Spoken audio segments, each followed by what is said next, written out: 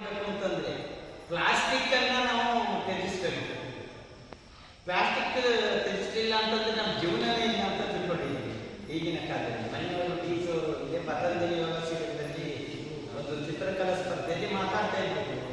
ಅದು ನಾವು ಪ್ಲಾಸ್ಟಿಕ್ ಬಳಕೆ ನಿರ್ಮೂಲನವನ್ನ ನಾವು ಕೊನೆಗಾಣಿಸ್ಬೇಕು ಅಂತಂದ್ರೆ ಸರ್ಕಾರ ಏನು ಕೊನೆಗಾಣಿಸ್ಬೇಕು ಅಂತ ಅಲ್ಲ, ನಮ್ಮ ಮನೆಯ ಸುತ್ತಮುತ್ತ ಪ್ಲಾಸ್ಟಿಕ್ ಕಸ ಆಗ್ಬೋದು, ಮನೆ ಕಸ ಆಗ್ಬೋದು, ಹುಸಿ ಕಸ ಆಗ್ಬೋದು, ಮೂರು ಬೇರ್ಪಡಿಸಿ ಇದು ಮಾಡಿದಾಗ ಕೂಡ ನಮ್ಮ ಮನೆತನಕ್ಕೂ ಒಳ್ಳೆಯದು, ನಮ್ಮ ಪ್ರಪಂಚಕ್ಕೂ ಒಳ್ಳೆಯದು, ಊರಿಗೂ ಒಳ್ಳೆಯದು, ಎಲ್ಲದಕ್ಕೂ ಒಳ್ಳೆಯದಾಗ್ತದೆ. ಇತ್ತೀಚಿನ ದಿನಗಳಲ್ಲಿ ಗ್ಯಾಸ್ ಸಿಗ್ತಾ ಇಲ್ಲ.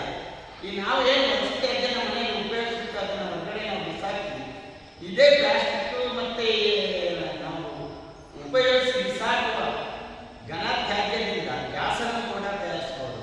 ಅದು ನಾವೆಲ್ಲರೂ ಕೂಡ ಹತ್ಕೊಂಡ್ರೆ ಇವತ್ತು ಗ್ಯಾಸಿಗೆ ನಾವು ಹೊರಗಡೆ ದೇಶದಿಂದ ಗ್ಯಾಸ್ ತರ್ತಕ್ಕಂಥ ಅವಕಾಶ ಬರೋದಿಲ್ಲ.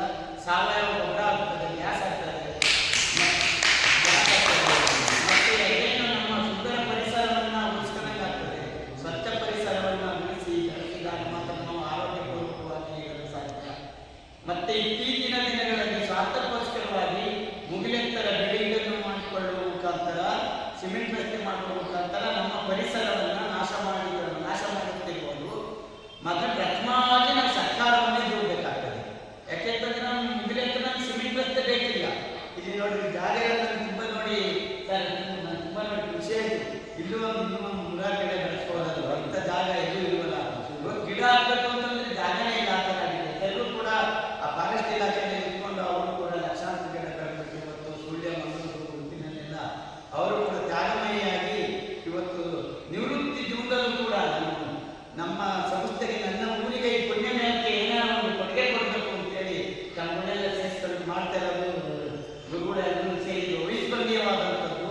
ಈ ಸರಿ ಮಾಡ್ತಾ ಇದ್ದಂಥ ಕಾರ್ಯವನ್ನ ನಾವು ಕೂಡ ಪ್ರತಿಯೊಬ್ಬರನ್ನು ಕೂಡ ಮನೆಗಂಡು ಆ ಕಾರ್ಯವನ್ನು ಮುಂದುವರಿಸಬೇಕು. ಪ್ರತಿಯೊಬ್ಬರನ್ನು ಕೂಡ ತಲೆಗೊಂದು ಗಿಡ ನೆಟ್ಟು ಇವತ್ತು ಪ್ರೇಮ ಮೇಡಮ್ ಅವ್ರದ್ದು ಇವತ್ತು ಹುಟ್ಟುಹಬ್ಬ ಆಚರಣೆ ಆಗಿದ್ದು ತುಂಬ ಖುಷಿಯಾಗಿತ್ತು. ಎಲ್ಲರೂ ಕೂಡ ನಿಮ್ಮ ಹುಟ್ಟುಹಬ್ಬ ಆಗ್ಬೋದು, ಮಕ್ಕಳ ಹುಟ್ಟುಹಬ್ಬ ಆಗ್ಬೋದು, ಅಥವಾ ನಿಮ್ಮ ಮದುವೆ ವಾರ್ಷಿಕ ಸಮಾರಂಭ ಆಗ್ಬೋದು, ಯಾವುದೇ ಒಂದು ಘನ ಕಾರ್ಯ ಮಾಡಬೇಕಾದ್ರೆ ಗಿಡ ನೆಡುವ ಮುಖಾಂತರ ನಿಮ್ಮ ಮನೆಗೆ ಬಂದಂಥ ಗೆಸ್ಟ್ಗಳಿಗೆ ಪ್ಲಾಸ್ಟಿಕ್ ಐಟಮ್ಸ್ ಕೊಡುವುದರ ಬದಲು ಪುಸ್ತಕ ಆಗ್ಬೋದು, ಗಿಡ ಆಗ್ಬೋದು ಕೊಟ್ಬಿಟ್ಟು ನೀವು ನಿಮ್ಮ ಹುಟ್ಟುಹಬ್ಬವನ್ನು, ನಿಮ್ಮ ಮನೆಯ ಕಾರ್ಯವನ್ನು ನೀವು ನೆರವೇರಿಸಿಕೊಂಡಾಗ ಮನೆತನಕ್ಕೂ ಒಳ್ಳೆಯದಾಗುತ್ತೆ, ಮನೆತನಕ್ಕೂ ಕೀರ್ತಿ ಬರ್ತದೆ.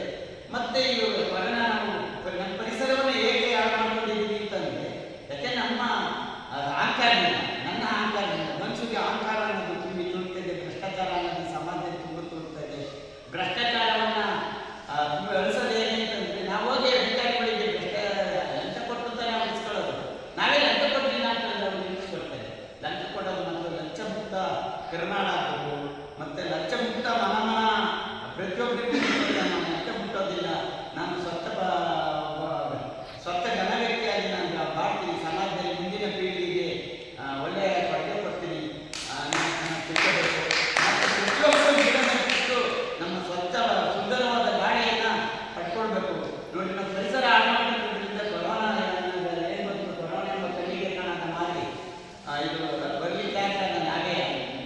ಇವತ್ತು ನಾವು ಅಂದಿನ ಮಾರ್ಕೆಟಲ್ಲಿ ಗಾಳಿರ್ತಕ್ಕಂಥ ಪರಿಸ್ಥಿತಿ ನಾವು ಹೋಗಿದ್ದೀವಿ ಅಂತಂದರೆ ನಾವು ಯಾವ ಮಕ್ಕಳು ಬಂದಿದ್ದೀವಿ ನಾವು ತಿಳ್ಕೋಬೇಕಾಗಿದೆ. ಮತ್ತು ಅದನ್ನು ಕೂಡ ಗಿಡ ಮರ ಬೆಳೆಸಿ, ಮತ್ತು ಇದೇ ಥರ ನಿಮ್ಮ ಒಗ್ಗಟ್ಟೆಲ್ಲ ನೋಡಿ ನನಗೆ ತುಂಬ ಸಂತೋಷ ಆಯಿತು. ಹೋದ ವರ್ಷ ನಿಟ್ಟೂರಲ್ಲಿ ಇದೇ ಯೋಗಾಸನ ಮಾಡುವ ಮುಖಾಂತರ ಪತಂಜಲಿ ಯೋಗ ವಿಜಯನಗರ ಪತಂಜಲಿ ಯೋಗಾಸನದಲ್ಲಿ ಮಾಡಿದಂತೆ ನಿಟ್ಟೂರು ಮತ್ತು ಯಲಬುರ್ಗಾ ಪ್ರೌಢಶಾಲೆ ಮಿಡ್ಲ್ ಸ್ಕೂಲ್ನಲ್ಲೂ ಕೂಡ ಇದೇ ಥರ ಗಿಡ